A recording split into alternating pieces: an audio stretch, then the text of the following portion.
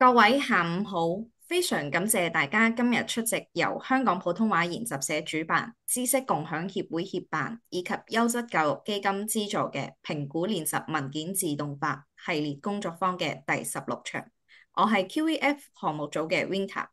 首先，我哋熱烈歡迎線上多位老師嘅參與，非常感謝各位喺百忙之中抽空參加今日嘅工作坊。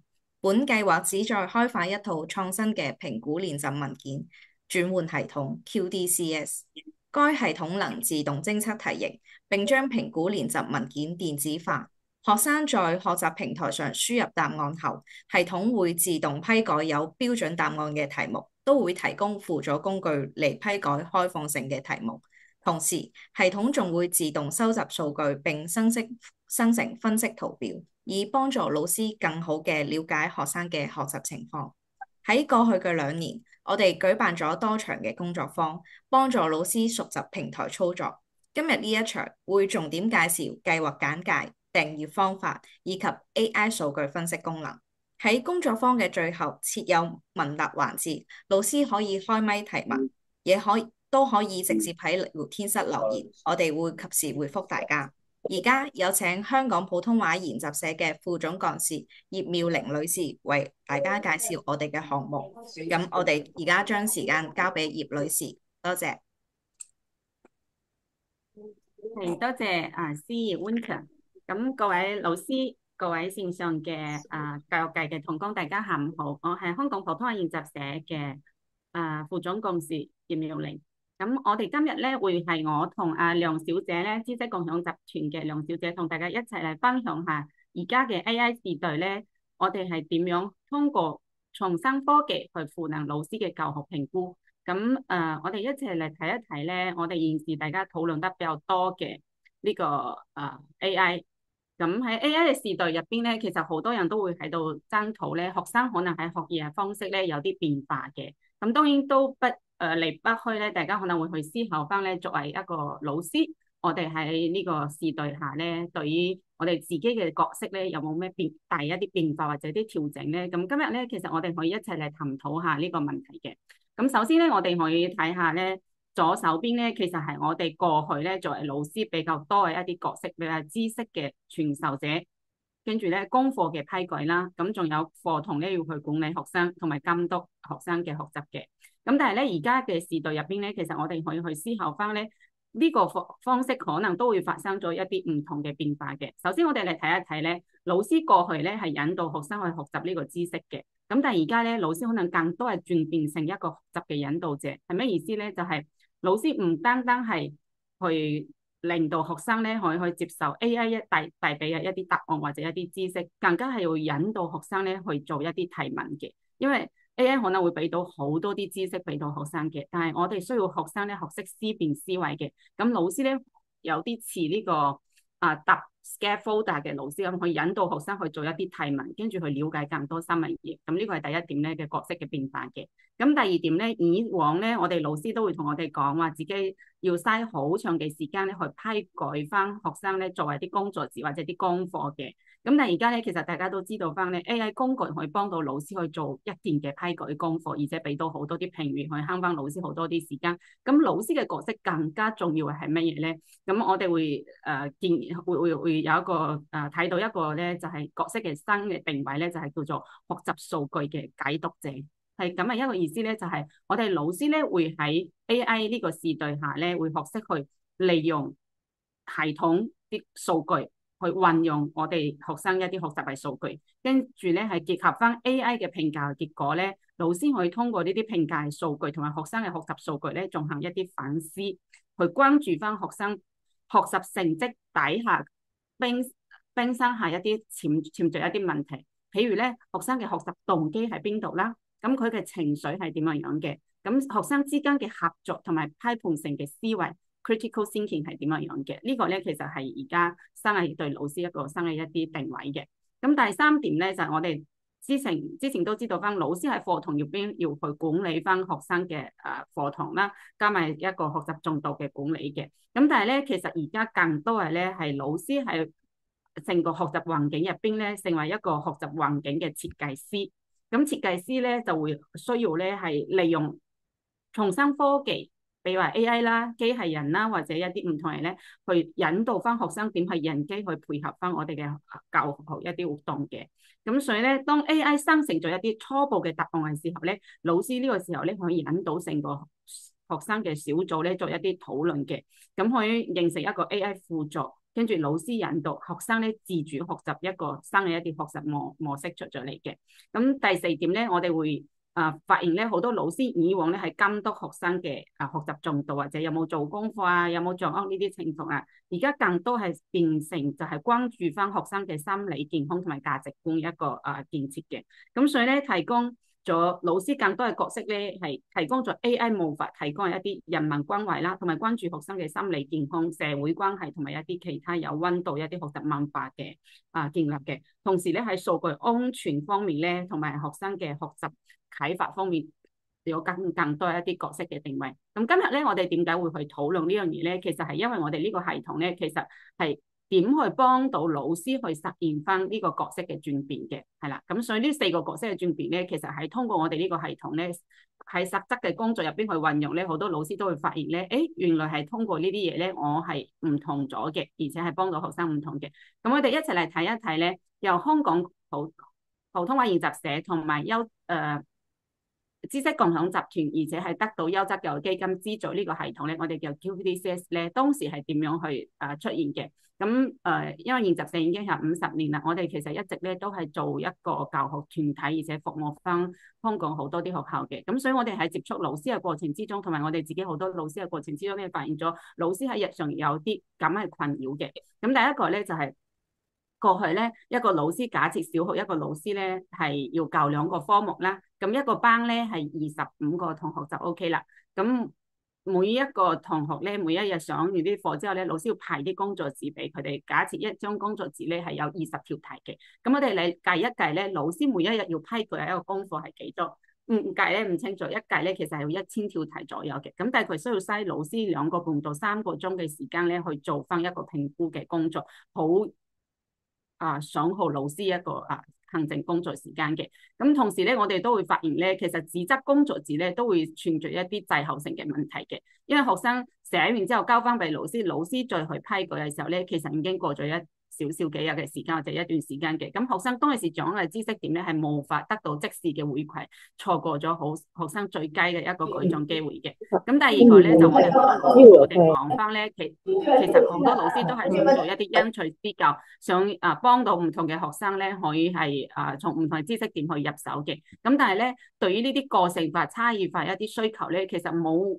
科技嘅支撐嘅時候咧，係需要嘥老師好長嘅時間去做課題一啲設計嘅。咁而家有 AI 之後咧，其實我哋就等等都會同大家分享 AI 點去幫老師幫唔同嘅學生出翻唔同嘅題目嘅，咁滿足我哋教學一啲個性化嘅需求嘅。咁第3點咧，就係我哋之前曾經有老師講過咧，自己會喺過往以前冇 AI 咁樣一個工具嘅情況咧，就會打開個 Excel 表，跟住去分析學生一啲紙質工作紙或者測試題一個情況嘅。咁逐條題去落入咗之後咧，再去做分析，其實都係好有心機嘅老師嘅。但係咧，因為我哋老師工作都好忙嘅，冇辦法形成一個持續性嘅，所以咧特別係跨學科到咗中學咧，更加好難去做呢啲工作嘅。咁所以咧，有心冇力嘅做一啲數據嘅追蹤咧，其實通過我哋嘅 QTCS 咧，喺 AI 創新科技入邊咧，去幫到老師去即時去得到學生嘅學習情況，就係 AI 批改之後即時收集數據，而且去用數據去驅動我哋教學嘅調整咧，係變得更加簡單嘅。咁我哋一齊嚟睇一睇咧，喺呢個背景一下咧，我哋提出解決呢個問題嘅方案咧，就係我哋 QTCS 叫做 AI 化電子工作紙。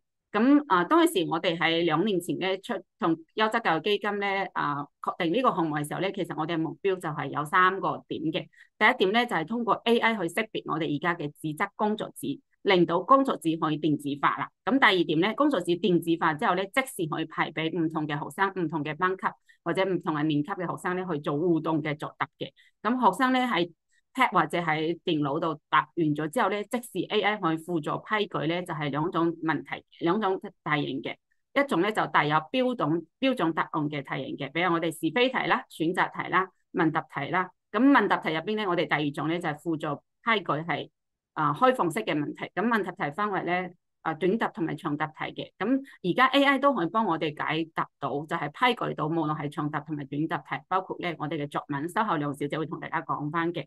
咁批完咗之後咧，其實我哋即時可以智能化、自動化去收集翻我哋嘅學習數據，跟住咧去分析翻學生個人同埋整體嘅數據，智能分析咗之後咧，再去調整翻我哋嘅教學策略，所以可以即時做到咧，就係數據即時化、弱項可視化、調整可以及時化咁樣一個目標嘅。好，咁呢個就係我哋帶嚟嘅解決方案。咁一齊我哋嚟睇一睇條片啦。提起功課，老師會諗起咩呢？係改功課嘅疲累，追欠交功課嘅壓力，定係趕學習進度嘅擔憂？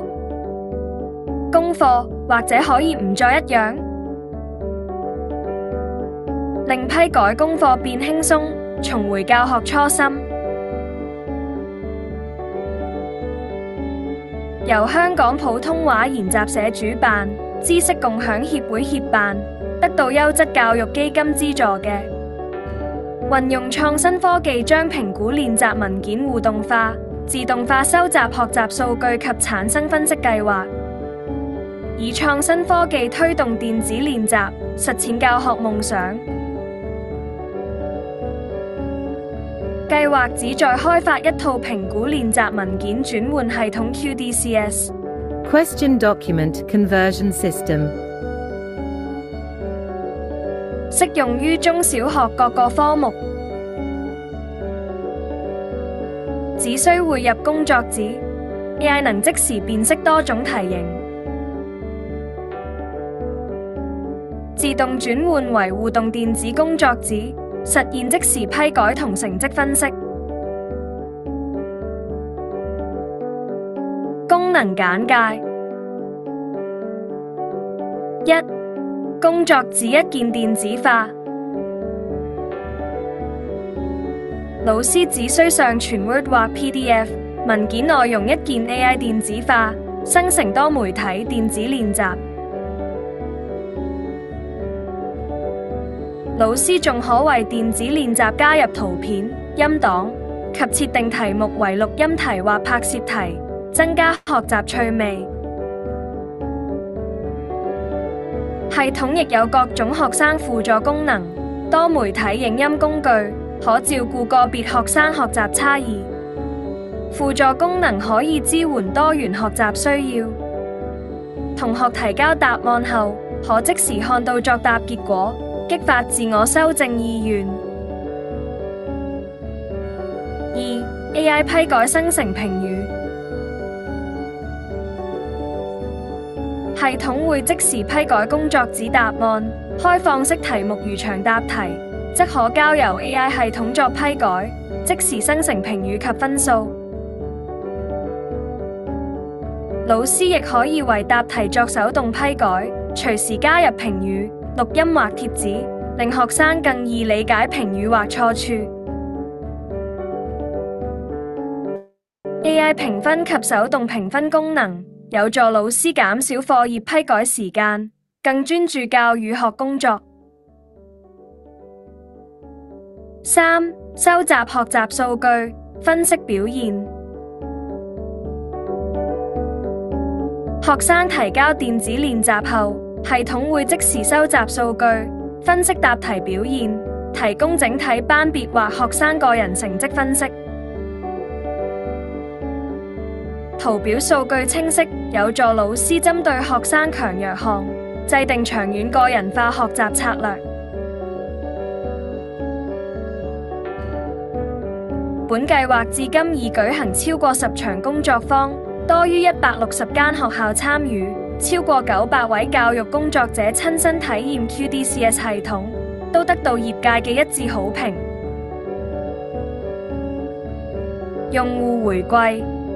用咗 QDCS 系統咧，老師就可以花更多嘅心力咧去觀察學生嘅學習嘅情況，提供適時嘅支援，學生嘅課堂參與度都提升咗，自主學習嘅能力都提升咗。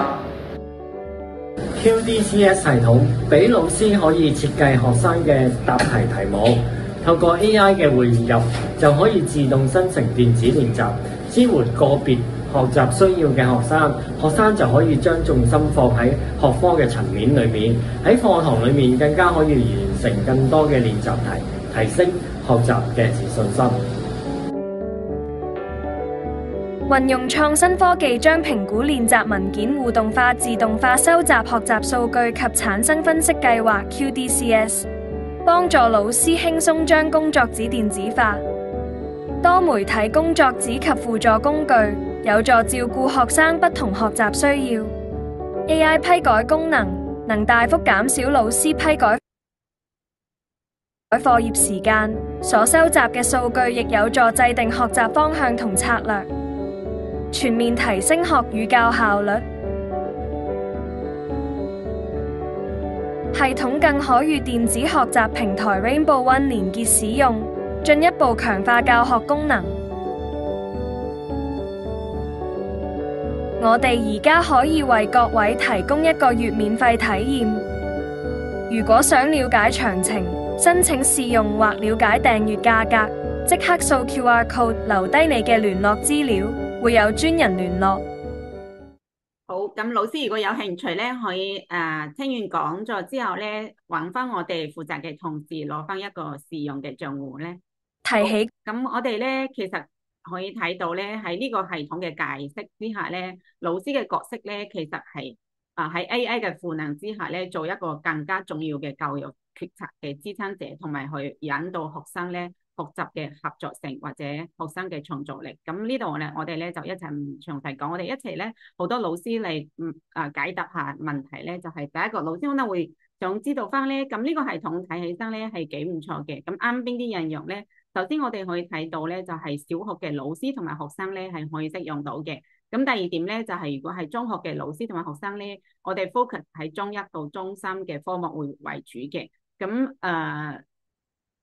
我哋可以睇到咧，呢個系統係一個跨學科嘅AI 嘅系統嘅。咁所以咧，我哋支撐嘅咧，首先嘅題型咧就係我哋而家日常上見到嘅填充題啦、選擇題、是非題同埋問答題。咁問答題咧會分為長答題同埋短答題嘅。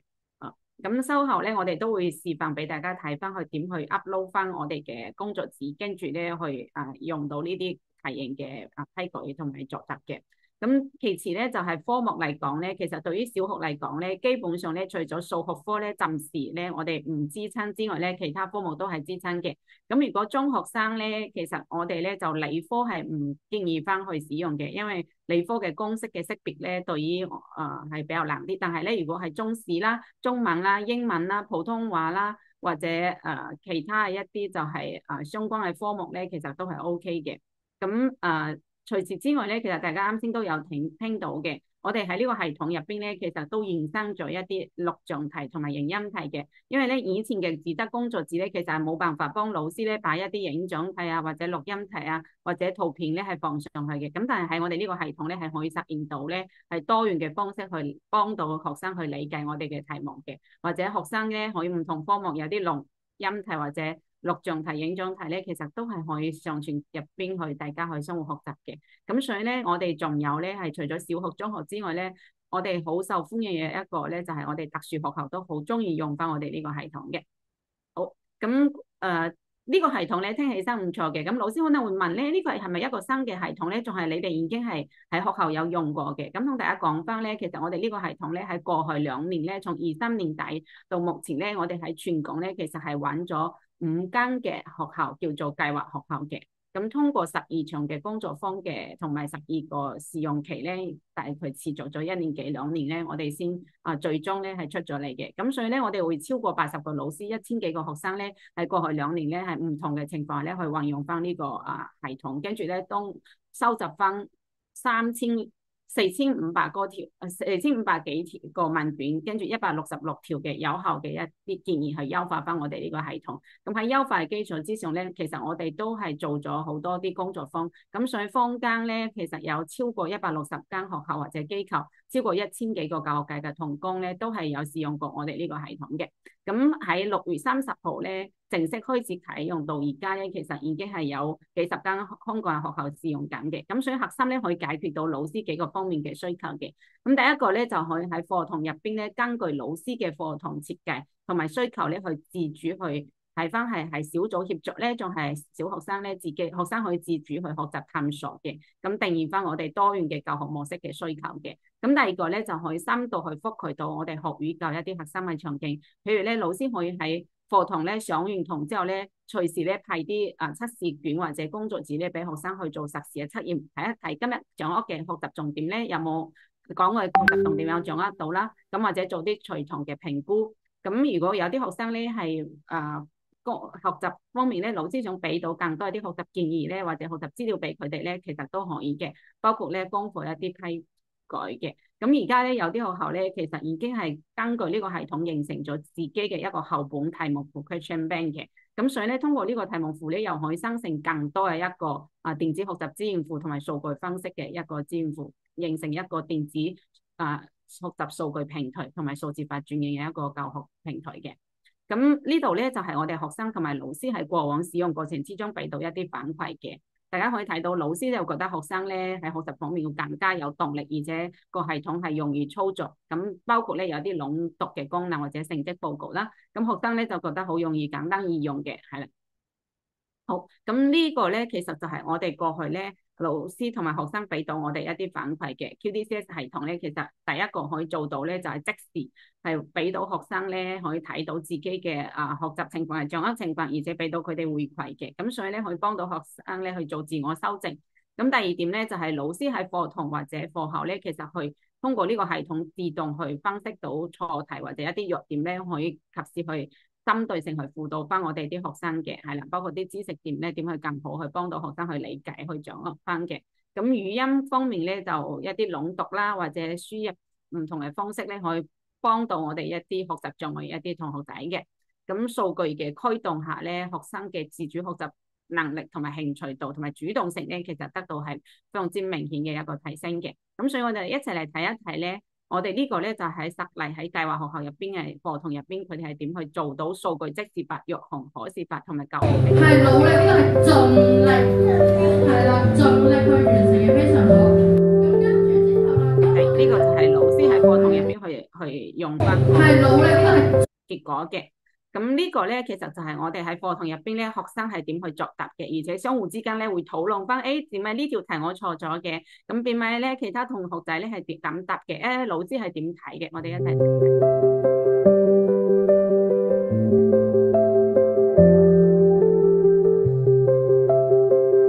係，學生其實都好中意用，而且係簡單易用嘅。有啲小朋友俾老師嗌咗上去做小老師嘅，係啦。咁呢個咧，其實就係學校老師咧點去運用呢個平台咧，去激發翻學生喺學習方面嘅興趣，同埋一啲教學評估同埋調整。特別咧，老師用得好嘅話咧，其實對於整個學習範圍嘅調整都係幾有幫助嘅。咁我哋都一齊可以睇到咧，老師咧喺過程之中咧，其實因為個系統咧有好多啲 label 標貼嘅，咁所以咧呢啲系統咧可以幫到學生識別翻佢自己學習嘅一啲多樣性嘅。大家可以睇到咧。可能我哋表面係一個成績嘅，但係成績背後咧可能會睇得，有啲學生咧可能學習動機比較低啦，有啲學生嘅專注力係唔係太好嘅，咁所以咧課堂嘅效果唔係太好啦，測試成績差啦。咁有啲咧可能係讀寫嘅困難或者智力嘅障礙，或者因為佢句式嘅表達或者理解嘅問題咧，咁所以配合翻呢啲結果咧，數據背後一啲情況嘅分析咧，去幫到老師同埋同學仔更加好嘅針對性去提升嘅。好。咁簡單咧，我哋就對呢個計劃咧做一個介紹啦。咁跟住咧，我哋最簡單同大家講幾句咧，就有興趣嘅學校咧已經係比較多啦。咁所以咧，大家想去訂閱呢個系統咧，咁學校需唔需要俾錢咧？係要點去申請咧？其實學校係香港983間公統資助學校咧，大家可以係免費去訂購嘅。咁呢度咧係6月30號咧，今年6月30號咧，由優質教育基金同埋教育局咧係同時去對全香港咧去發布嘅。咁所以學校嘅老師咧可以投翻咧2025 9/8號嘅 CM 通告入邊就會有相關嘅資料嘅。好，咁我哋可以睇到咧 QDCS 系統咧係會有兩個版本，一個咧就係叫基本版啦，咁第二個咧就係優進版嘅。咁基本版咧其實涵蓋咗我哋啱先講到比如話練習管理啦，跟住咧電子化啦，同埋學習重點嘅管理、AI 識別同埋自動批舉，加埋咧從問答題老師可以手動評分同埋成績嘅會分析同埋 QTI 格式嘅匯出嘅。咁但係如果係優進版咧，因為我哋今年咧上半年咧已經係定咗幾十間學校之一，得一間學校咧係定咗一個基本版嘅，咁其他全部都係優進版。咁優進版呢個好處咧就係 AI 可以幫我哋批舉從問答題，類似咧我哋英文啦、中文一啲作文題嘅，同埋可以俾到評語嘅。咁第二個咧就係學校咧可以根據老師可以根據自己嘅學校嘅情況咧去決策翻我 AI 批舉嘅結果出咗嚟咧，就係老師自己嘅評語出咗嚟，或者老師調整之後嘅評語出咗去俾學生睇到嘅。呢個就係更加人性化嘅。咁訂閱嘅選擇咧，其實我哋係根據學校唔同嘅規模嘅班數佢嚟定嘅，所以咧最多嘅話可能係25個班以上嘅，無論係30-40個班都係一樣嘅價錢嘅。咁仲有咧就係個揀版本嘅基本版同埋優進版，或者揀半年同埋1年嘅。咁如果錯過咗今年上半年嘅訂購啦，就係9月1號冇訂到嘅，咁大家咧可以期望下，跟住嚟咧係會係1月1號開始咧，學校就可以開始去訂閱。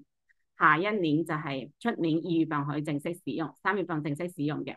好，咁訂閱嘅方式咧好簡單，大家咧其實係統一通過教育城嘅學習電子學習配套計劃，因為我哋係電子學習配套計劃入邊22個其中之一嘅，而且係頭新個第一批嘅出嚟，因為個系統係比較成熟嘅，咁所以咧大家直接去通過呢個 e-lab 網頁去訂購就 OK 啦。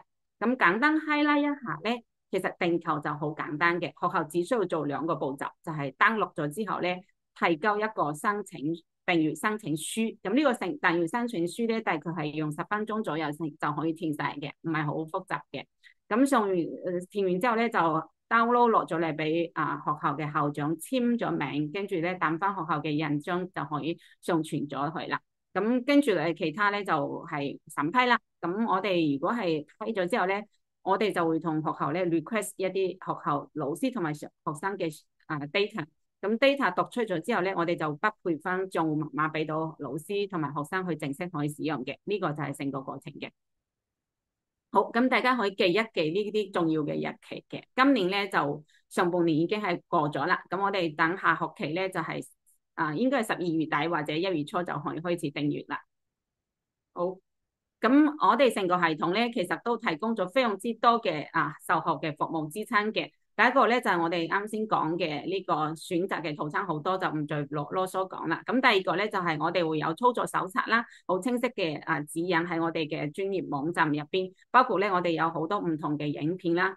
比如話我喺工作紙點轉換啦，老師點登錄啦，學生點登錄，每一個步驟我哋都提供咗相關嘅一啲視頻俾到學校老師同埋學生嘅。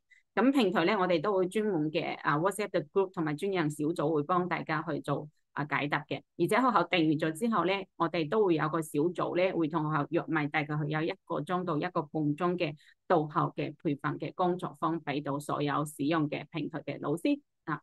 好，咁價錢咧，大家可以大概了解一下嘅，係啦。咁我就呢度唔詳細講嘅。訂1年其實如果係30個班嘅學校咧，其實1年都係4萬8，一個學生翻咗嚟咧，其實都係唔係好多錢，幾十蚊啫。好多老師話比自己人工作紙仲平啊。咁我哋今年咧俾到學校咧，除咗我哋系統本身有嘅功能咧，都會俾第1年去使用嘅學校咧，會有額外嘅 bonus 嘅。第一個咧就係學校嘅題目庫嘅系統啦。咁開始使用咗之後嘅學校咧，可以一直儲存翻自己嘅工作紙喺校本嘅題目庫入邊嘅。咁定期咧可以去分析翻全校嘅學生嘅表現，包括呢啲工作紙嘅難易程度啦，學習重點嘅難易程度嘅匹配嘅。咁佢根據咧，我哋俾到 AI 嘅一啲條件去揀翻啲題目，跟住重新去產生啲新嘅練習嘅。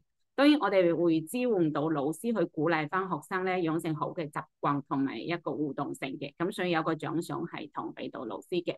咁第3點咧，就係我哋會利用 AI 咧去幫到我哋老師咧，從0到1去生成啲新嘅工作紙，而且咧可以唔同嘅題目類型所以 AI 去 train 翻新嘅工作紙嘅。好，咁我呢個部分就到呢度，跟住嚟我哋把時間交俾梁小姐。好，hello，hello，係，係非常之感謝大家咧，即係呢個放學嘅時間咧嚟參加我哋呢一個工作坊啦。咁下半部咧就事不宜遲啦，我哋咧就嚟帶大家咧一齊去試一試我哋呢一個系統嘅。咁我分享咗個畫面先。係啦，大家見唔見到呢個畫面？咁咧，其實頭先都有講過啦，阿 Victor 咧都有大概咁樣講一講我哋成個系統咧係點樣樣嘅啦。咁我哋今日咧都會想快脆地帶大家高呼一下，我哋有5個 step 咁樣樣，咁就可以用晒咧。其實我哋呢一個系統嘅主要嘅功能嘅啦。咁咧，首先第一件事就會係上傳啦，然之後我哋會做一啲編輯啦，跟住分享俾學生去做練習啦，同埋最後咧就係做咗練習之後咧，老師係點樣可以做到批改啊，同埋睇成績嘅。咁咧都先大家咧要準備一下你哋手上面嘅嗰一個連嗰個 account 先。我記得咧應該之前你哋報名嘅時候咧係會有俾咗一個嘅今日暫時試用嘅 account 你哋嘅，係啦，呢一個就純粹係 for 今日用嘅啫，過咗今日就用唔到噶啦。咁你哋咧就可以嚟到而家我哋網上面嘅，見到畫面上面嘅呢一個嘅 website。咁呢個咧係我哋試用 website 嚟嘅。嗱，咁如果大家都入咗嘅話咧，咁就可以入埋你哋嗰個嘅 ID 同 password 就登入噶啦。咁都麻煩同工幫我喺 Zoom 嘅聊天室嗰度咧打埋嗰個呢個 website 出嚟先啦。如果 OK 嘅話咧，咁都睇如果大家都入到嘅，咁就麻煩咧喺個聊天室度俾個一字我，係打個一字得噶，咁我就可以睇到你大家已經係 OK 入到咗啦。我都見到聊天室已經寫咗我哋呢一個嘅登入嘅 website 啦。嗱，如果 OK 嘅話咧，咁我哋就轉一轉個畫面。係啦，你應該會見到咧，冇啦，索性就轉呢個啦。嗱，你應該會見到咁樣樣嘅。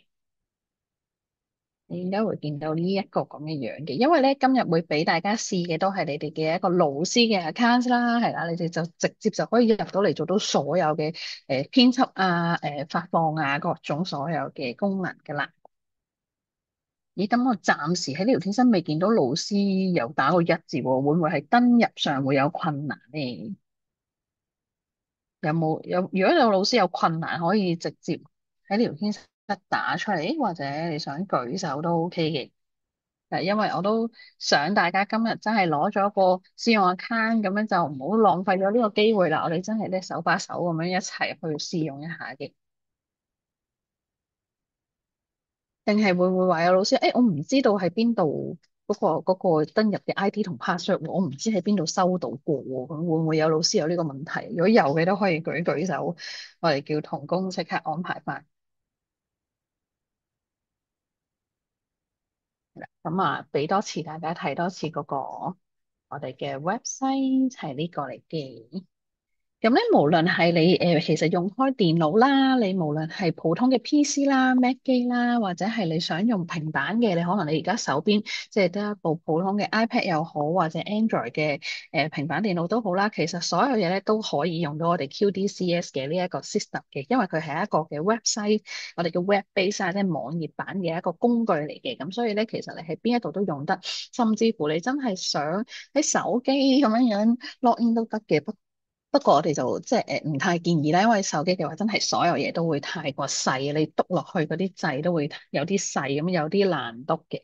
我見到有老師都寫咗一字啦，就都 OK 等入到啦。好，咁又都唔太過要大家等啦，咁我哋就真係試下呢入嚟去做呢一個練習咯噃。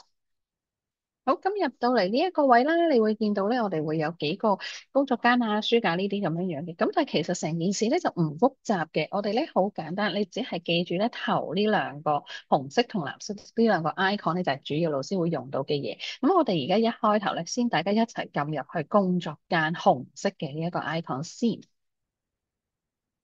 咁你應該會見到咧，而家我畫面 show 出嚟俾大家望到嘅，都係你哋應該喺畫面見到嘅同一樣嘅嘢啦。咁就係工作間啦。咁你會見到呢一度咧有一個1218今日日子嘅 webinar 嘅呢個 folder 嘅。咁咧，我哋先俾大家咧去試下，你去生成一個工作紙先。咁咧，你打開呢一個 folder，係啦，click 一下，咁佢就會爆咗出嚟嘅咧呢一行。咁你會見到呢度咧有個加號，係咪？咁其實咧，無論喺出邊或者入邊都可以加嘅，即係試下睇下你係加咗嗰一份工作紙咧，係擺喺呢個位出邊一行定係入邊個 folder 入邊嘅啫。咁我哋揀喺 folder 入邊呢度嘅呢個加號啦。咁你就見到呢度有個 AI 辨識工作紙嘅，最底呢個 AI 辨識工作紙。咁我哋 click 落去咧，咁咧你就可以喺度揀啦。即係例如我有一份嘅 PDF 啦。嗱，咁首先咧都要提一提大家嘅。咁如果你而家係想即場一齊轉換一份工作紙嘅話咧，咁你就要揀一份 PDF 或者係 DOCX 嘅 Word 檔嘅文件。係啦，Word 檔都有兩隻噶喎，係 DOC 或者係 DOCX。咁舊啲咧就係 DOC 嘅。咁我哋今次就會用新啲嘅 DOCX 咁樣樣嘅。咁大家記得嘅話咧，就揾份 DOCX 嘅文件啦，或者你唔肯定嘅，咁就最穩陣就揾份 PDF 咧就最好啦。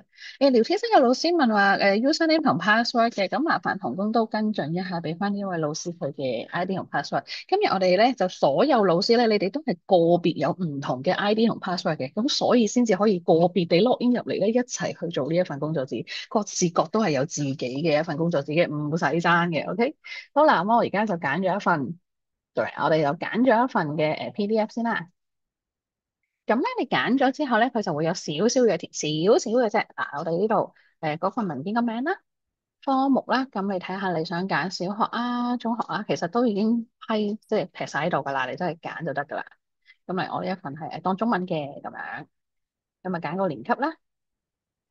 跟住咧，如果你嗰份文件入邊有圖片嘅話咧，都會係你要撳埋呢個包含圖片嘅。咁如果你係有拼音題，即係嚟教普通話嘅，有拼音嘅，你就剔埋佢啦。咁其他嗰啲咧，暫時我哋唔使理佢先嘅，我哋撳確定。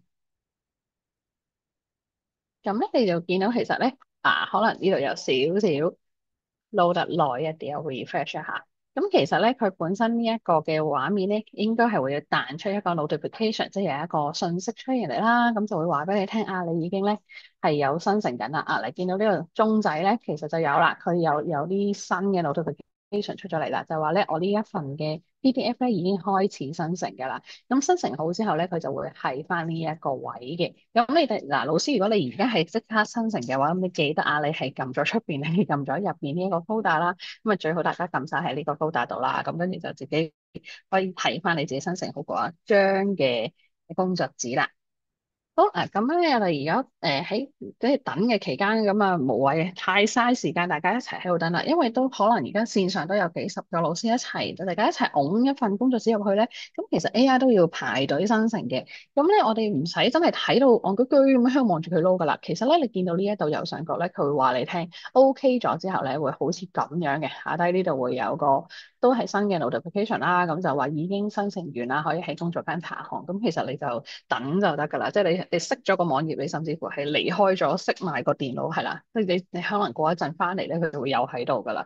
咁你為咗大家唔好等咧，咁我哋上邊咧呢度見唔見有3個 folder 係啦，我哋已經咧準備好一張做好生成好嘅一個工作紙俾大家嘅。咁望一望翻老師你哋嘅 login 嘅 ID，login ID 最後2個位數字，咁就係你哋今日嘅嗰個老師嘅編號啦。例如你最後2個位數字係10嘅，咁你就係老師10號啦。咁你就嚟翻老師10嘅呢一個 folder，揀翻呢一份老師10嘅呢一份工作紙，你就可以撳編輯啦。你可以撳編輯，咁就可以入到嚟咧。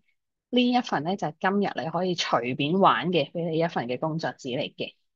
嗱咁咧，我就俾大家提翻呢份工作紙嘅原型係咩先？如果唔係，大家都唔會知道啊。咁你話係轉化，咁係由咩轉成咁嘅樣㗎？好啦，嗱，而家大家望一望我哋出邊呢一個嘅熒幕啦，咁你會見到呢一份咧就係一份好簡單由一個 Word 檔做出嚟嘅一份工作紙嚟嘅。咁可能老師平時都已經係好慣咗，以往都係 Word 檔咁樣去做呢啲好簡單嘅練習。咁你見到我呢一份咧係一份叫做老師版嘅練習，係啦，即係有呢啲紅色嘅呢啲就係答案啦，甚至乎有個參考答案或者叫標準答案嘅咁樣嘅。咁呢一啲嘅練習咧就係最適合攞嚟轉化噶啦，因為咧你有答案咧，咁樣個 AI 就會知道咁佢 exactly 嘅答案係乜嘢啦，甚至乎話佢有個標準答案喺啲 open end question 嘅時候咧，個 AI 咧就會望住呢個標準答案或者叫參考答案，咁咧佢就會知道咁個學生答成如何，我就揾呢一個嚟做去做個標準，我就兩者去做比較。咁一陣間我哋就會去demo 睇埋呢個 AI 嘅評分同埋評語嘅。好啦，有都見到聊天室有老師好關注個作文啊，係我哋之後都會講到個作文噶啦，請悉心期待下。好啦，咁我哋又翻去頭先 Rainbow One 先。係啦，如果你見到咧，呢一度未有你嗰份工作紙咧，其實呢度有個 refresh 掣嘅，或者你成個 web page 去 refresh 啦，咁其實就見到啦。即係頭先咧，我啱啱擺入去嘅呢一份係啦，我啱啱擺入去嘅呢一份工作紙咧，你見到佢突出呢個綠色嘅 panel 出嚟，就話你聽，已經生成好啦，係啊，就係呢一度噶啦。好，咁咧，我哋就老師請你揀翻你哋呢三個 folder 入邊，你哋自己嘅嗰個 number 嘅嗰一份工作紙，然後撳編輯，我哋一齊入去做少少編輯先。因為咧，好老實講，即係每一份即係工作紙會入嚟嘅時候，都總可能會有啲嘢要做修改啊，或者老師唔中意以前嘅題目都想再改嘅。咁呢度可以俾大家望一望下點樣改啦。係啦，咁你會見到咧，即係有啲圖片喺上邊啦。咁啲圖片咧都係你原先工作紙。有喺度嘅，咁我哋只係需要咧擺翻去一個你啱嘅位。咁例如呢一張蘋果圖，佢係其實係擺喺第七題嘅咁樣樣，咁你就可以擺落去啦。係啦，呢啲都好簡單嘅啫，即係你中意喺邊度塞呢一張圖片都可以嘅。咁但係你話，唔係喎，我可能原先嗰張工作紙係冇圖片嘅，我想而家後加一張得唔得咧？都得㗎喎。咁我例如話，是但啦，我揀呢一題題目啦。咁佢喺呢一個題目咧，你 click 落去，係啦，你發覺你點一下佢咧，佢呢度就所有嘢可以改㗎啦。你可以改題目啦，你可以喺側邊度改分數啦，各樣嘢嘅。咁咧，甚至乎你可以喺呢一度咧，有任何嘢見到有萬事嘅位咧，可以即刻上載媒體嘅喎。咁可以有呢一個圖片啦，係嘅，好快嘅，係我擺張花花頭喺度啊。咁你有陣時可能你嗰啲練習原先係有一啲例如迷宮，或者例如有一啲花有啲公仔講嘢嘅成張圖片嚟嘅。咁嗰啲你可以成張當圖片咁樣擺入嚟啦，咁就唔使所有嘢都一定要係當文字咁樣 fit 入嚟嘅。咁甚至乎係咧，你碌落少少，我哋見唔見呢度有一個第五題呢個有個錄音題啦，係啦。其實呢一度咧，你又都可以唔單止係上載圖片嘅喎，你亦都可以上載咧係一段 MP3 嘅。咁我之前已經有擺過一次啦，咁呢度有兩條啦，咁正常係啦，你擺一條聲喺度啦，咁你學生就可以係當聆聽練習咁樣樣，一路聽聲，一路就喺度答呢條問題啦。咁咧，我就今日就時間關係，我就唔會嘥太多嘅時間咧，逐個嘅組件喺度講嘅。不過大家咧都可以去 feel 下，例如話呢一度我要點樣去改咧？例如我除咗可以話改呢一個文字之外，我甚至乎我都可以改答案噶嘛。我唔要珍惜做個答案，我想用浪費去做個答案咁樣樣。咁點樣去改呢一個答案位咧？其實你見到下低咧都有晒顯示嘅，綠色呢啲星星位咧就係一啲指引嚟嘅，咁所以都唔使擔心，即係老師冇嚟聽過 workshop 啊，或者冇睇過任何我哋嘅示範影片啊，係咪就一定唔識做？其實都唔係嘅，所有嘢都好直觀嘅啫。你見到有啲乜嘢就篤落去改啦，同埋其實都有晒啲顯示喺度嘅。咁你一旦改咗咧，嗱你 click 去其他地方，你就會見到浪費咧就會變成個答案咁樣樣噶啦。咁咧，除咗你可以喺度話改呢啲題目之外咧，咁都好建議大家咧，而家去呢一個 save 掣嘅右手邊，亦即係第二粒掣呢一個，第二粒掣呢一個好似 play 掣咁嘅嘢咧，佢就係 preview 嚟嘅。咁你剛才做咗嘅所有修改，你喺呢度咧都可以即場睇到啦。嗱，例如我哋有一個叫做公詞填充啦，我哋啲公詞咧仲好正嘅喎，可以咧直接 copy 跟住 paste，嗱可以 paste 好多個嘅。非常之開心，即係呢啲咧就係以前，哇！你又要啲學生慢慢喺度寫，又要寫得唔好，又要擦過再寫，咁而家終於唔使啦，即係好多嘢都可以電子化，而且電子化呢啲我哋叫做 close-end 嘅 question，咁即係有固定答案嘅，咁呢啲咧都係學生一提交，係啦，咁佢就係純粹話你聽語懶唔會上視復氣啫，咁正常學生咧提交咗應該會係咁嘅，你會見到嗱錯晒嘅，我揀個啱嘅先啦，練習認真練習鋼琴。再提交，係啦，嗱，你會見到咧呢一個咧就係剔咗啦，咁啊啲錯嘅就冇分啦，咁樣剔咗就會有分啦。咁同樣呢啲 MC 啊，或者下低嘅呢啲對錯啊、是非題啊，都係咁樣樣嘅。咁啊，係呢個時候咧，我又想俾大家咧睇一睇，喂，我哋咧呢一個嘅文章，其實都唔一定文章嘅，你甚至乎上邊任何嘅呢啲問題咧，只要有文字嘅地方咧，你都可以 click 一 click 佢，你就見到咧，其實佢會出埋一個字典嘅。咁呢個都係咧，我哋嘥咗好多心力去做好俾大家啦。咁因為始終咧有好多學生，即係佢嘅 reading 未必咁好，或者佢係 NCS 嚟嘅，佢中文差啲。又或者調翻轉頭，佢英文差啲，咁其實好多嘢咧，我哋覺得即係今時今日你即係俾埋個字典佢咧，咁令到佢成個學習嘅過程順暢咗，咁啊更加好啦。咁仲有就係啦，除咗咧頭先我哋加嘅呢條錄音題有得聽咧，其實所有嘢咧都有得聽嘅喎。例如呢啲揀一條題目啊，咁你見到有個錄音機仔，有個耳筒仔嘅，係啦，你可以 click 落去嘅。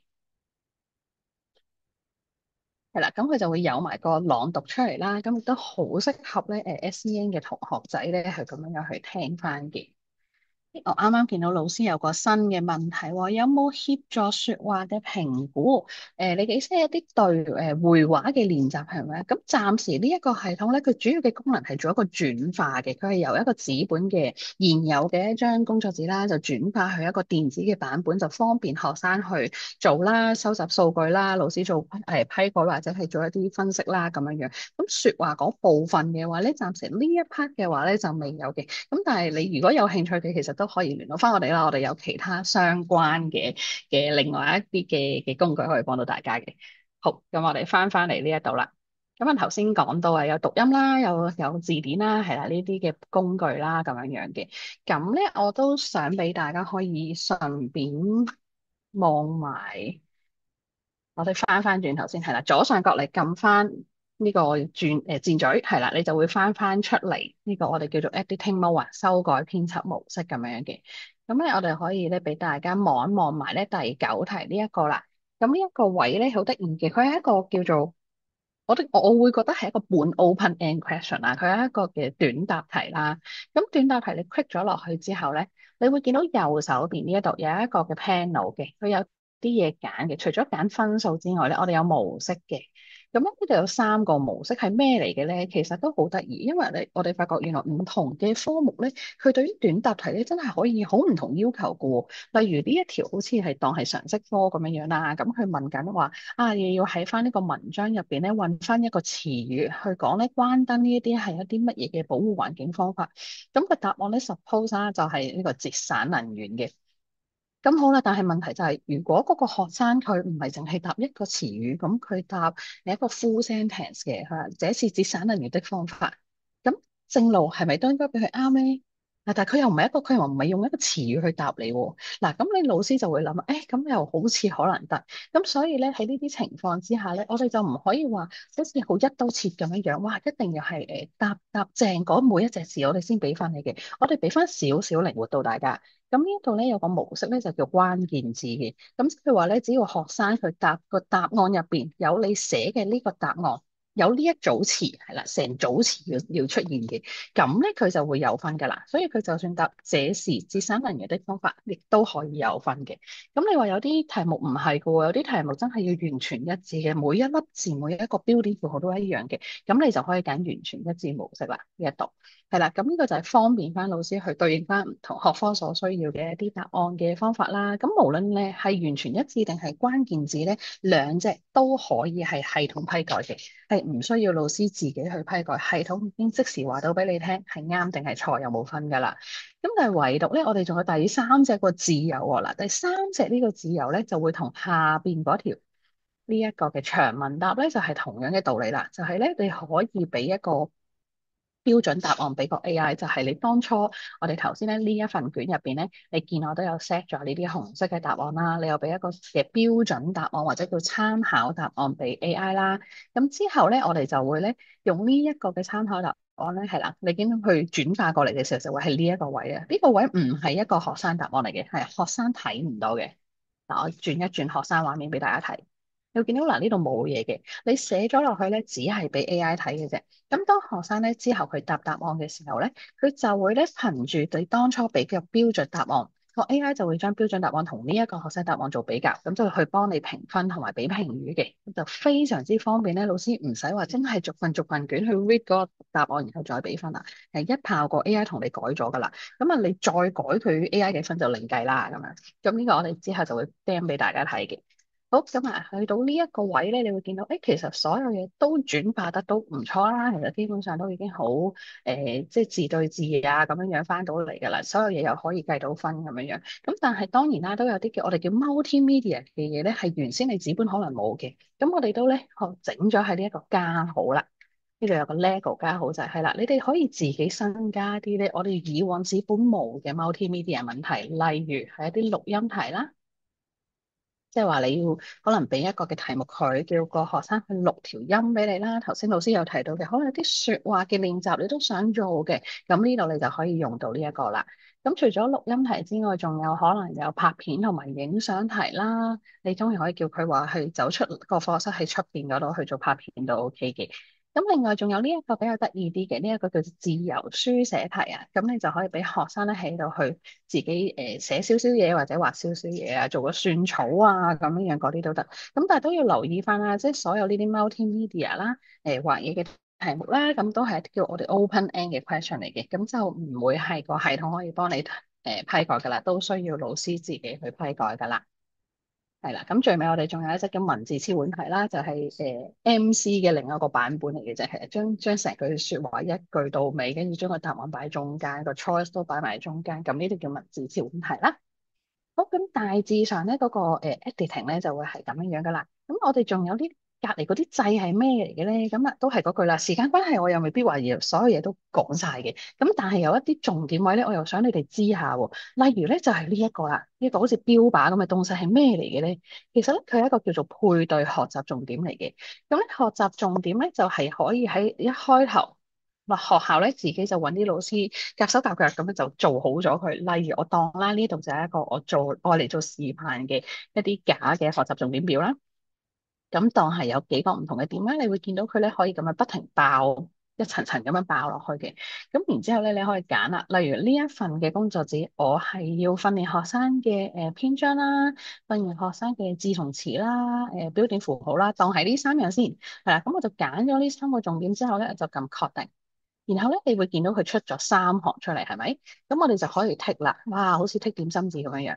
咁咧就剔呢幾題咧，就係即係去考核學生嘅字和詞嘅。另外呢兩題咧就考核學生嘅標點符號嘅咁樣樣。咁你搞掂咗之後咧，咁確定咧，其實你會見到咧頭先嗰啲題目，你只要 click 落去咧，佢右邊呢度都寫咗㗎啦。喺個學習重點呢一度咧，佢有 mark 低咗㗎啦，有係字和詞嘅呢一條咁樣。咁都唔使擔心學生會睇到，係呢啲資料全部學生都睇唔到嘅。佢愛嚟做咩嘅咧？就係愛嚟之後咧攞咗啲成績之後咧做分析嘅。係啦，我又見到咧，老師喺聊天室又有嘢問咯，係咁啊，可唔可以生成工作紙？係可以嘅，嗱，但係呢個都要再留心咧。我哋最尾先講，因為呢個係一個 bonus 嚟嘅，咁我哋就擺去最尾先講啦。好，咁跟住除咗呢一個之外咧，咁我哋就當係差唔多啦，OK 晒啦。咁樣老師已經係睇過晒試過晒呢張工作紙 OK 咧，咁我哋就可以咁樣樣撳呢個分享，咁樣就俾學生嗱。咁就大家暫時喺呢一刻你就唔使自己分享係啦，因為我已經準備好一張分享好嘅工作紙，大家可以做嘅。咁咧就大家就唔使真係撳分享欄，會太多分享喺個書架度。咁你會見到我哋有功課參考啦，亦都有自由閱讀啦。咁可以揀翻你要嘅組別啦。例如我同時間係有兩班去做呢一份工作紙嘅，咁樣揀翻科目啦，例如係中文嘅。咁 OK 咗之後咧，咁確定咧，咁佢就會分享咗出去噶啦。好，咁我哋而家咧就出去望下咧，分享咗之後係點噶咯噃。咁咧。好，咁你會見到啦，嗱呢度有一份咧1218嘅工作紙啦，咁咧老師咧就可以喺呢一度咧隨時睇到所有你分享過嘅一啲工作紙，你分享咗俾邊班啊，或者係佢哋做成點啊，都喺度睇到噶啦。例如你會見到咧，好似呢一張咁樣，嗱成個派都着咗色，咁即係話咧佢哋全部學生咧都答晒啦。咁你亦都可以即時就睇到咧呢份工作紙，哇喺佢哋有一半嘅題目係答錯嘅喎，咁你可以即時睇得翻佢成份嘅成效如何啦。咁同埋右邊呢一個咧就係佢哋完成度嘅一個派 chart 嚟嘅。咁亦都係可以喺呢度咧即刻就會去睇到呢個學生嘅答案㗎啦。咁咧嗱呢個時候我諗緊下，係老師如果可以的話咧，你可以試下走入嚟，去翻呢一個網址嘅，係啦，去翻呢個網址係啦。咁咧係咪應該都會俾咗學生嘅戶口你哋？Sorry，呢個我真係唔係好記得。請問下童工有冇呢個？我哋淨今日係派有冇啊？咗老師戶口嘅。睇咗老師後期冇問題，咁我哋就直接去睇一個做好出嚟嘅樣啦。好，咁我哋就揾一張以前嘅工作紙啦。咁你會見到呢度有剔交叉嘅。咁因為呢個之前我已經批改過啦，咁我哋揀個新嘅學生啦。嗱，好似咁樣樣啦。咁呢度你會見到左邊有呢一個嘅學生名單啦。咁你可以逐個逐個睇翻個學生佢答嘅樣啦。咁呢一度咧，你都見啦，其實所有嘅題目咧，系統已經先同你批咗一次噶啦。咁冇乜特別嘅，其實你唔使搞佢嘅。就當然啦，你中意可以俾啲做得好啊，係啦，或者我哋都有啲好正常嘅呢啲紅筆嘅工具啊。俾個 like 啊，或者俾粒星星佢啊，咁呢啲嘢嘅，呢個星星係有獎勵系統記錄住嘅，佢真係可以之後可以換翻一啲實際嘅禮物嘅，係啦。咁咧，我哋除咗呢一紮工具之外咧，最想俾大家睇到嘅咧，就係最尾呢度啦。咁你會見到啦，嗱，呢個頭先嘅短答題同埋最尾呢度有條長答題咧，咁咧除咗你話可以係俾分之外咧，嗱，老師可以喺度咧，轉翻隻手指仔先。係啦，老師咧除咗可以喺度俾分之外咧，其實亦都可以隨時打翻你嘅，可以譬如reload 一下先，先有啲棘棘地啊，唔好意思啊，等我 reload 一次先。係啦，係啦，應該係咁嘅。係啦，咁你會見到呢度咧就會有啲呢個可以老師俾評語啦，可以俾老師俾評語啦，同埋咧 AI 咧都可以俾評語嘅。咁咧要用法咧就係呢一度咧 AI 有個大評分嘅，咁你可以咧叫佢重新評分一次啦，或者啲逐題呢一度咧可以逐題評分啦。例如我呢一條，我覺得佢AI 評分麻麻地，我想叫佢重新評分咧，你會見到佢呢一度就會同大家講噶啦。你而家做緊呢一個 AI 批改啦，咁佢搞掂咗咧，佢又會再有話你聽，係啦，就係咁啦，我已經搞掂咗啦，幾快。咁咧，你可以睇下呢個學生點答喎。佢話呢一條題目咧問緊嘅係呢一嚿係乜嘢同有咩用啦。咁個學生就答啦，這是垃圾回收桶，可以用嚟做垃圾分類回收同埋再做嘅咁樣樣。咁其實個答案都完整啦。咁個 AI 就俾5分嘅。咁老師亦都可以隨時改你嘅分數咁樣樣啦。咁所以你會見到咧，所有呢啲 open-end question 你可以自己俾分評語啦，你可以自己隨時改分數啦，亦都可以係完全用 AI 俾你嘅嗰個分數都 OK 嘅。係啦，你會見到咧，唔同學生答唔同嘢咧，佢俾嘅分真係有唔同。即係例如呢個學生淨係答回收垃圾，跟住咧 AI 就話啦，答案過於簡略啦，冇進一步講明佢係有咩作用嘅，所以就係俾3分咁樣。咁可能老師嚴啲嘅，我覺得佢淨2分嘅，咁你咪可以淨喺度揀2分咯。咁呢個就係最好最方便嘅，我自己覺得啦，即係真係轉咗做電子之後最開心嘅一件事，就係揾 AI 同你批改，然後咧連分都可以交埋俾佢咁樣樣啦。咁呢個咧就係我哋個成個批改同埋睇成績嘅一個位嚟嘅。睇成績係隔離，我哋睇埋隔離啦。係啦，喺批改掣隔離就會有個成績表嘅呢一個功能啦。你會見到咧有唔同學生同埋佢所有題目嘅，要打橫掃過去啊，所有題目嘅一個成績。咁你咁樣睇會有啲難睇嘅。我哋通常咧建議大家睇呢個概覽。概覽咧一眼就可以見到第一件事平均分先，哇喺呢班有啲渣渣你喎，得37喎。咁另外咧就係呢個學習重點啦。但係頭先咧我哋咪話有match 咗啲學習重點喺嗰份工作紙嘅。咁你會見到咧呢個最難嘅學習重點係邊幾個咧？咁佢會按分數咧最低嗰啲就擺最頭嘅。咁你會見到哇呢一班嗰個篇章真係曳一啲喎，可能要加強訓練一下啦咁樣樣。咁另外就有啲係最難嘅題目啦、最易題目啦咁樣樣嘅。咁除咗睇呢一份工作紙嘅呢一啲大概之外咧，我哋亦都有好多各種嘅圖表啦，例如睇成個成績分佈啊，或者係咧我會比較通常中意叫老師睇呢個位咧，就係佢個學習重點嘅嗰個棒形圖啊。咁你就可以 exactly 知道咧，頭先我話佢哋篇章係曳一啲，但點樣曳法咧？即係究竟有幾多個學生係做得唔好咧？咁你可以喺度即刻睇到啦。嗱，紫色係0至25%嘅。咁有20個學生只係掌握到0至25%，咁呢度就真係有待加強啦。咁啊，仲有個雷達圖啦，雷達圖咧就係睇個人嘅，頭先就係全班一齊睇，咁呢個就係睇個人嘅。你可以睇到呢個學生嘅平均分係藍色呢個，佢嘅紅應該話成班嘅平均分係藍色呢個，係啦。學生嘅分咧就會係紅色嗰個，咁你會見到呢一個學生佢嘅修辭手法係比起一般嘅其他學生呢個平均分係低啲嘅。咁當然啦，即係有啲學生好啲嘅嚟呢一個咁樣，哇，三個都比其他嘢好嘅咁樣。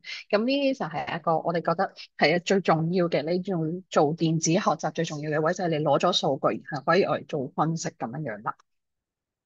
好，咁啊，整體咧，我哋由匯入啦，去到修改啦，跟住派俾學生啦，然後學生做完之後咧，我哋都有一個自動 AI 嘅批改同埋 AI 嘅俾分啦，同埋最後都有睇到成績表咁樣樣嘅。咁我就回答翻頭先老師最 concern 嘅其他嘅功能咧，就係包括作文啦，或者係生成啦。好，咁我又翻去工作間先。誒，咁我哋又去翻今日呢個 webinar 嘅 folder 先。嗱，老師有興趣的話咧，你都可以一齊跟住我做嘅。呢度有個加號，咁我哋咧就有電子嘅 AI 生成練習呢樣嘢嘅。AI 生成練習咧，佢生出嚟咧就係同頭先我哋睇到嘅嗰張工作紙個樣好似嘅，但係咧佢就冇一個底啦。我哋就以頭先嗰個係轉換啊嘛，係有份底稿轉過嚟電子，咁今次就冇啦。我哋由零開始生成嘅。咁但係呢一個咧就係我哋頭批嘅客戶啦，我哋早訂嘅，我哋就有呢個 bonus 啦。咁我哋老師如果有興趣咧，咁啊盡快嚟訂閱呢個 QEF 嘅呢一個 funding 啦，係啦。咁咧嗱，我哋見到咧呢度咧，我哋會有個題目啦。咁咪我揀啊 past tense，我係俾 P3做嘅，跟住我係英文科嚟嘅。咁啊，語言都揀翻英文啦。嗱，你睇下呢度咧，最正嘅咧就係呢個位啦。你可以揀選擇題啊、填充題啊、長問答呢啲咧，直情佢生出嚟嗰一條問題咧，係已經做埋呢啲 interactive 嘅嘢嘅，咁就係直接可以做到好似頭先我哋見到嘅嗰一啲題目咁啦。咁啊，我當唔要長問答啦。咁另外仲有其他生成要求，即係你想好 specific 去教某一樣嘢，咁你可以喺度加啦。咁搞掂之後咧，就可以撳呢個產生預覽啦。係啦，咁你就會見到咧，就已經有啲題目喺度啦。咁 OK 嘅話，你就可以新增啦。咁佢就會有一份咁嘅卷咧，生咗出嚟噶啦。咁我哋除咗英文，咁當然可能有啲中文噶啦。呢個係我之前生成過嘅四字成語嘅咁樣啦。咁但係當然你話即係佢啲題目係咪一定100%好啱你用咧？咁永遠都唔會話100%。即係你 AI 呢家嘢，你甚至乎係你而家新一份同埋你之後生成另外一份，其實都可以好唔同嘅啲內容。咁但係你可以靠住佢個 prompt 嗰度，你就寫得詳細啲，咁就去盡量貼合翻你想要嘅嗰個內容啦。同埋最緊要咧，就係呢一啲嘅題目咧，都全部係有翻晒剛才所有嘅功能嘅，例如你可以隨時改啊，你可以配學習重點啊，各樣各樣呢啲咧都係全部都做得翻嘅。好啦，咁除咗生成之外咧，我哋又講下呢一個剛才作文嗰一部分啦。作文咧，但我揾翻呢個作文嘅嗰一份紙先。係啦，咁咧。其實咧就咁樣樣嘅，呢個咧係我哋新加嘅一個嘅功能嚟嘅。咁你可以見到咧，我哋其實係都對應咗咧有中文同埋英文嘅作文啦。咁喺頭先剛才嗰個匯入嘅工作紙入邊咧，咁如果你唔係做匯入，你係全生成一張工作紙，你自己想做一張作文嘅工作紙嘅話咧，都係可以嘅。咁你可以咧喺度加，係啦，你喺度Lego 仔啦，加一個新嘅作文題啦。咁咧，佢新加咗呢度咧，你就會見到咧，佢係大 default 地係俾個中文嘅作文嘅，但係你可以改嘅。你喺 tick 咗呢一條題目之後咧，右手邊呢度你可以改做英文嘅。佢會話你聽㗎啦，一旦你改個分類咧，你所有嘅 criteria 嗰個評分準則咧都會改嘅。係啦，咁你見到啦，改咗語文嘅語言係英文啦。佢嗰個分類咧，我哋有幾隻嘅，我哋有 TSA 嘅小六。跟住 TSA 嘅中三同埋有 DSE 三隻嘅，咁三隻咧嗰個評分準則係有唔同嘅。你會見到呢度有個 AI 評分準則，可以咁編輯嘅。嗱，by default 我哋就 set 咗呢兩個，因為 TSA 嘅小六係呢兩個。如果你睇 DSE 咧，就係3個嘅，同埋佢哋嗰個評分個比率都會有唔同嘅。咁你見到所有嘅呢堆嘢咧，都可以任意改，係啊，你甚至乎話，哦，我唔使我個 illustration，我成個掉走佢咁樣，我改到翻呢個係60，跟住呢個係40咁樣樣都 OK 嘅，任得你改。總之咧，呢一個東西咧，你 set 到點樣樣咧，佢當之後佢愛嚟做批改咧，就會用翻呢一個評分準則㗎啦。係啦，咁咧你可以見到。例如我哋睇翻中文啦，嗱，中文我哋咧有分實用文同埋非實用文嘅。實用文咧，你會見到呢度係有甚至乎錯別字、標點符號啊、詞語運用啊咁樣啦，同埋佢主要係有一個嘅嗰個結構啦、嗰個格式啦，因為實用文好講究個格式嘅。咁如果係非實用文類嘅話咧，就咁係佢嗰個文章嘅結構啦，係啦，大致上就係咁啦。咁都係嗰句啦，即係都明嘅。呢一個係比較詳細啲嘅 criteria 嚟嘅，咁所以呢一個你哋有興趣想要改貼合翻自己學校使用嘅話咧，就可以咁樣改啦。咁咧，如果你哋做咗呢個而派咗俾學生做，做完之後咧，我哋點樣樣去睇翻嗰個批改咧？咁我睇下呢度有冇先記得啊？呢度可能，呢度可能有陣啊，我望係啦。咁樣啦，係啦，咁咧即係隨便呢個係上網是但揾一段字咁樣去 copy 嚟去做嘅啫。咁個學生咧做完之後答完之後咧，你可以撳翻呢個，同樣都係撳翻 AI 評分。咁然之後咧，亦都可以個別評分啦。唔係呢個，sorry。咁我應該睇翻呢一度啦，索性俾大家睇呢個啦。係啊。係啦，應該呢一個會好啲嘅咁樣睇。咁你會見到，例如呢度咧有中文嘅呢個係實用文嚟嘅，呢篇係英文嘅普通嘅 diary 嚟嘅，係啦。咁咧佢就我哋 set 咗呢度呢一紮嘅 criteria 啦，你會見到咧，sorry，你會見到咧呢一度咧會有分細項嘅評分嘅嗰個分，AI 會俾翻每一個細項都會俾個分，同埋咧佢會喺評語嗰度咧先嚟個總評。總評通常就會講話例如佢好喺邊啦，亦都大致上唔好喺邊啦。然後咧佢每一個細項都會另外再有一段評分嘅，亦都最底咧，亦都係老師可以隨時加翻你嘅評語啦。藍色呢個卡就係老師可以自己再改翻你個分啦。你唔滿意 AI 嘅評分，你可以隨時每一個細項老師自己都可以俾翻你自己嘅分嘅。總之最後學生收到嘅都一定係老師你嘅分嚟嘅，係老師最大咁樣啦。咁咧就會係啦，你見到呢一個嘅就係個 AI 嘅批改作文啦。咁同埋都順帶一提咧，講下我哋都開發緊一個 OCR 嘅文字辨識嘅工具，咁就方便學生。如果你真係唔喺我哋呢個平台度做嗰篇作文咧，係寫咗落去作文紙，然後咧我哋可以有呢個 OCR 嘅掣啦。咁我哋就將呢一份嘅工作紙，你無論係直接影相影出嚟又好，或者係你已經係影好咗嗰個soft copy 喺你嗰部機度嘅，咁你可以上載你嗰個嘅相啦。然之後咧就 OCR 就會同佢變形，中文、英文都得嘅。咁最後咧就可以變翻做普通嘅文字咧，咁啊喺翻個作文嗰度出現翻，咁就可以直接提交。咁當然啦，都要提醒翻老師同埋學生啦。你哋用完 OCR 嘅話咧，你係要自己對一對下啲字有冇認錯。不過呢個都仲係開發緊咁咧，所以就暫時未推出嚟嘅，我哋仲測試緊嘅。係啦，咁呢個就係作文嘅相關嘅一個新嘅功能啦。咁啱啱見到又有老師又有新嘅問題噃，咁就話啦，買咗之後係咪唔同嘅科都可以用㗎？冇錯，你講得非常好。我哋其實成個系統咧，你當好似係買一嚿 tools 一個工具，你當好似係一個 PowerPoint 又好，你買個 Excel 翻嚟又好，其實你冇話用喺邊一科嘅，係啦，科科都可以用。最緊要咧就係你嘅題型咧，比較切合翻我哋呢一個嘅工作紙嘅話咧就得㗎啦。我哋個題型咧睇翻先做練習。誒，啱啱呢度係啦，呢度有填充、選擇、是非題同埋各種嘅問答題咁樣樣嘅。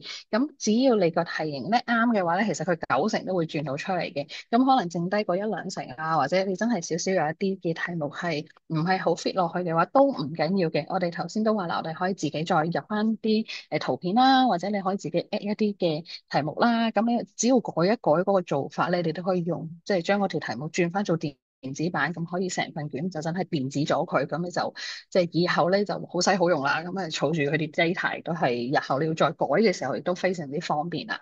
咁不過都係提一句啦，咁有一啲嘅特殊符號咧，佢係比較難辨認嘅，例如數學科佢嘅開方啦，或者係次方啦，或者係如果你係中學嘅你啲 chemistry 啊嗰啲咁樣嘅符號啦，有機會佢係會難以辨認啲嘅。咁呢個都要考慮翻啦，同埋都要考慮翻學生其實打唔打到落去咯，嗰啲符號。咁係嗰一方面會有啲 concern 嘅啫。學生手寫嘅作業可唔可以批改？咁就係頭先剛才咧，我哋 OCR 嘅嗰一部分啦。咁其實 OCR 咧唔係淨係講緊係個作文嘅，其實咧我哋係可以喺咧長問答呢度都有寫嘅。我哋嘅長問答即係所有嘅 open-end question 啦、問答題啦，都可以係用 OCR 去做嘅。咁所以如果你哋以往有啲學生真係慣咗要去手寫嘅話咧，咁其實都可以利用翻呢個 function 嘅。如果日後唔續費，會唔會失去學生嘅數據？咁照理上，我哋其實所有嘅 data 咧都係上雲端嘅，所有嘢都會同你哋 save 低住嘅，係啦。如果唔續費嘅話咧，都只係俾我哋封鎖咗你個 account 咁樣樣。咁你任何時候只要 unlock 翻個 account 嘅話咧，你都可以攞得翻啲 data 嘅。好啦，咁啊大致上咧就咁樣樣啦。咁我最快脆咧俾大家睇一睇埋其他啲小 function，例如就係我哋個數據庫啦，我哋有個數據分析咁樣樣咧，咁就可以係俾到大家去睇用學習重點去做你嘅分析嘅 points 啦，又或者係你可以用科目去分析啦。咁然後咧就可以睇翻咧，sorry，可以睇翻咧成唔同嘅科，或者係根據你想揀嘅班。根據你想揀嘅某一個學期或者某一啲學年咁樣咧去做呢啲比對啊，做一啲圖表分析啊咁樣，咁呢一啲其實都係你可能一年睇幾次就 OK 噶啦，或者你每個學期睇一次咁樣都 OK 嘅。咁另外我哋頭先都有講過嘅，都係呢個係 bonus 嘅其中一項嚟嘅，就係個獎賞天地，就係如果咧學生你係做咗一啲練習，其實可以儲啲星星嘅，咁儲咗啲星星咧就可以話我哋有一個叫做好似禮物庫咁樣樣啦，咁就 lock 住咧學校。如果你真係想 provide 啲實體禮物嘅話，咁你可以喺度咧隨時新加你嘅獎品啦，講佢係要幾多粒星星換啦，咁然之後咧就可以喺度有個咁樣嘅表出嚟，咁學生真係見到啱喎，中意呢樣嘢喎，就走嚟換，咁啊用啲星星去換，咁成個系統會幫佢 lock 住咗，究竟你有幾多粒星星，用咗幾粒星星去換咗嘢，剩翻幾多粒咁樣嘅。咁唔中意實體禮物嘅話，我哋都會有呢啲頭像咁樣啦，都係俾學生可以攞去換嘅。係啦，咁大致上仲有就係個題目庫，咁呢一個就係當老師如果你做咗一啲題目之後咧，一啲電子嘅題目啦，咁你可以隨時 add 入嚟呢個題目庫，咁咧亦都可以咧一鍵咧撳一撳，你就會知道呢啲題目咧喺過往咁耐以嚟，咁多個學生做嘢以嚟，佢哋嘅成績表現係如何？咁如果你覺得我可能某啲學生咧，佢係特別呢個修辭手法差嘅，我想咧佢哋淨係抽翻修辭手法嘅一啲題目出嚟，重新去做去訓練嘅話，你可以咁樣樣去 click 呢一啲嘅題目，跟住再重新生成試卷。咁就再俾學生去練咁樣啦。咁呢個就都係 bonus 之一嘅題目庫啦，係啦。第三個 bonus 就係頭先講過嘅，喺工作間入邊，你由0到1自己去生成電子練習嘅呢一個電子AI 生成練習，呢個都係 bonus 嚟嘅，三個 bonus 嘅。係啦，就係咁啦。咁我大概今日嘅示範個操作就到呢一度啦。咁都睇下老師有冇其他嘢想問先。都感謝頭先有老師有好多嘢問嘅。好啦，好。規限生成嘅工作紙配合教科書，規限生成嘅工作紙嘅意思係點啊？老師可唔可以講多少少？即係可能嚟俾啲 criteria 佢，即係我哋呢個生成練習嘅呢一個位下低呢個位。你嘅意思會唔會就係話可能我教科書本身係教緊我唔知地球自轉咁樣樣，咁你想係好 specific 去講話，我想講月食日食咁樣樣，咁你可以喺呢一度再去加多啲 prompt 嘅，其實係啦，我唔知你嘅意思係咪咁？咁其實因為而家 AI 嘅工具大致上大家都用咗咁耐，都應該明，其實所有嘢都係你 fit 啲咩 prompt 俾佢。咁你呢度可以寫得好詳細都得嘅，係啦。標題嗰度反而你唔使咁詳細都得，同埋所有嘢你都記得啦。我哋頭先喺度做完之後，其實你永遠都可以改嘅，你永遠都可以再入嚟改嘅。咁呢啲我會稱之為真係 insight 嘅啫，即係你 draw 咗入嚟，你啱嘅，你就算題入邊，你淨係用到佢3次，我覺得都已經係幾好啊！即係都係做咗啲嘢㗎啦。希望我答到老師你嘅問題。好，有冇其他老師有問題咧？係咯，咁如果冇乜問題嘅話，咁我就先將時間咧交翻俾司儀啦。好，非常之多謝梁小姐嘅清晰示範啦。咁相信大家都對我哋嘅系統有咗更深入嘅了解啦。喺工作坊正式結束之前，我哋都想請各位老師協助我哋填寫一份簡單嘅問卷調查嘅。咁可以掃描熒幕上嘅 QR code，又或者去聊天室揾翻我哋嘅發出嘅問卷連結嘅。咁你哋嘅意見對我哋非常之重要啦，有助我哋不斷改善日後嘅活動安排嘅。好，咁就睇一睇老師仲有冇提問先。